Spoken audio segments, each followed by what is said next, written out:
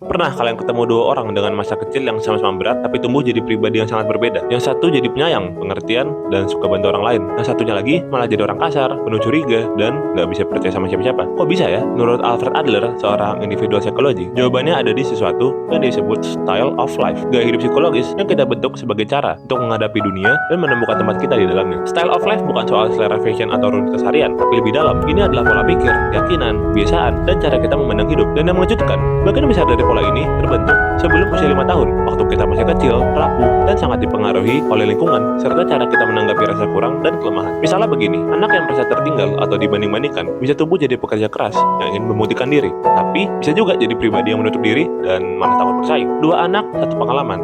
Dua style of life yang berbeda. Kenapa bisa beda? Karena Adler percaya setiap orang punya cara unik untuk menyikapi rasa inferioritasnya. Ada yang mengubah rasa aku nggak cukup jadi kekuatan untuk tubuh, tapi ada juga yang malah menghindar, mengeluh, menyalahkan orang lain, atau hidup dalam kemarahan. Inilah kenapa Adler bilang bahwa style of life adalah arsitek dari takdir kita, bukan takdir dari luar, tapi dari pilihan-pilihan psikologis yang kita buat secara tidak sadar. Lalu, apakah style of life bisa diubah? Bisa. Jika kita mulai sadar bahwa cara kita berpikir, merasa, dan bertindak adalah hasil dari respon masa lalu. Kita punya kesempatan untuk menulis ulang pola itu. Untuk hidup bukan hanya berdasarkan luka, tapi juga berdasarkan harapan. Seperti kata Alfred Adler, we determine ourselves by the meaning we give to our experience. Hidup kita bukan hanya tentang apa yang terjadi pada kita, tapi tentang bagaimana kita menanggapinya.